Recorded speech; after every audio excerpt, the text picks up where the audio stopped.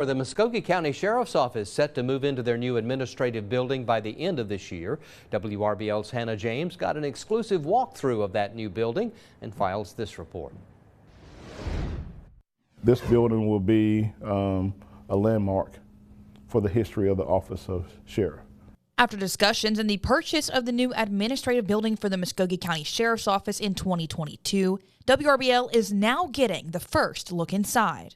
It's all a part of the relocation process for all employees housed inside the Columbus Consolidated Government Center. However, Sheriff Countryman says it's due time for the new space. We have a chance now to have the room and the spacing for our property and evidence. We have outgrown what we have currently because of the high number of cases that we've been making, and so being able to store the property and evidence, will be excellent. Their administrative space will double in the new building, which formerly housed TSYS Global Payments. In addition to housing property evidence in the building, Sheriff Countryman says the additional square footage will allow them to house dispatch, investigators, training bureaus, jail administration, the sex offenders unit, amongst other departments under the same roof. The 3-floor building introduces new opportunities for the sheriff's office to better support their staff, offering ample room to host trainings, a child care station, a lactation room for mothers,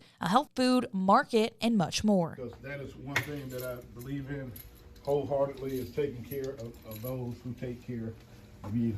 City Council approved to purchase the building in 2022 for $2.5 million with funding from Columbus Building Authority bonds and a local option sales tax. Renovations were approved for $13 million coming from Columbus Building Authority lease revenue bonds. We ended up saving millions of dollars by purchasing that building, renovating it, and then putting it to use for the sheriff. And in addition to that, we'll add one extra courtroom just in case there's some overflow from recorder's court.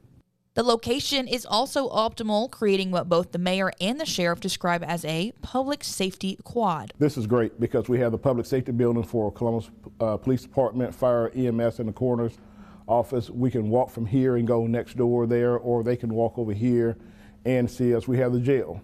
We can walk from here and walk to the jail. The way that we have it set up now is more like a complex. And so we've never had this before, and so I think that this is a win-win for all of the agencies. Sheriff Greg Countryman says this is the first time in Muscogee County history that the Sheriff's Office has had its own separate administrative building. He says he hopes to move in by the end of this year, pending completion of interior renovations to be carried out by the city.